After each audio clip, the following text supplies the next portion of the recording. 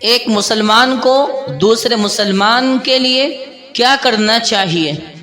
آتے ہیں فرمان نبی مصطفیٰ صلی اللہ علیہ وسلم کی طرف۔ عن ابی ہریرہ رضی اللہ تعالی عنہ ان رسول اللہ صلی اللہ علیہ وسلم قال حق المسلم علی المسلم ست۔ نبی علیہ السلام کے ایک صحابی ابو ہریرہ رضی اللہ تعالی عنہ فرماتے ہیں کہ اللہ کے نبی علیہ السلام نے ارشاد فرمایا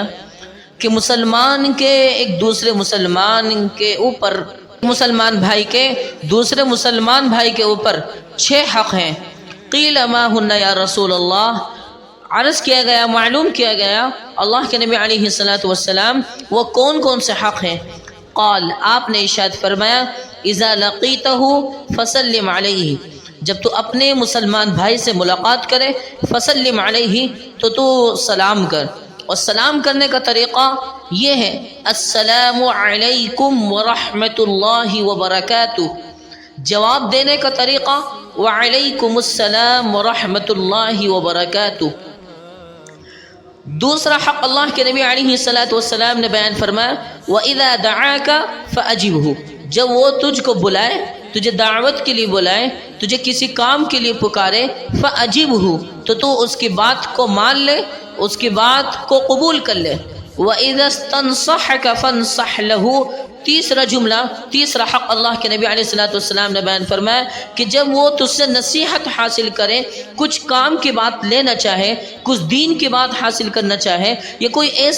ایسا کلام یا ایسی بات یا کوئی ایسا مشورہ لینا چاہے جو اس کے حق میں فائدہ مند ہو، فَانصَحْ لَهُ تو اس کو وہ بہتر بات بتلا دے، اس کو وہ کام کی بات بتلا دے۔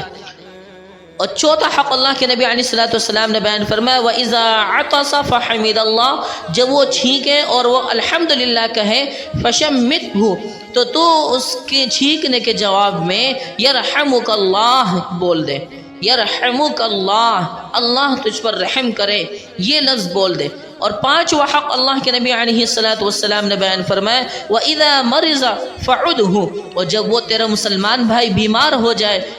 فَعُدْهُ تو اس کی عیادت کر۔ عیادت کا مطلب یہ ہے کہ جا کر کے معلوم کر کہ بھائی آپ کی طبیعت کیسی ہے، اس کے بعد اس کے لیے دعا کر کہ اسأل اللہ العظیم رب العرش العظیم ان یشفیک، اسأل اللہ العظیم رب العرش العظیم ان یشفیک۔ اور چھٹا حق اللہ کے نبی علیہ السلام نے بیان فرمایا وَإِذَا مَاتَ فَاتَّبِعْهُ، اور جب اس کا مسلمان بھائی کا انتقال ہو جائے، فَاتَّبِعْهُ تو اس کے جنازے میں شریک ہو۔ یہ 6 حق ایک مسلمان بھائی کے دوسرے مسلمان بھائی کے ذمے ہیں، تو اس لیے ان 6 حقوق کو ادا کرنے کی ہم کوشش کریں۔ اور ایک روایت میں بخاری اور مسلم شریف کی یہ حدیث ہے عن ابی ہریرہ رضی اللہ عنہ قال سمعت رسول اللہ صلی اللہ علیہ وسلم یقول، کہ ابو ہریرہ رضی اللہ عنہ یہ صحابی رسول بیان فرماتے ہیں کہ میں نے اللہ کے نبی صلی اللہ علیہ وسلم کو یہ فرماتے ہوئے سنا حق المسلم علی المسلم خمس، کہ مسلمان کے ایک دوسرے مسلمان کے ذمے 5 حق ہیں۔ رد السلام، سلام کا جواب دینا،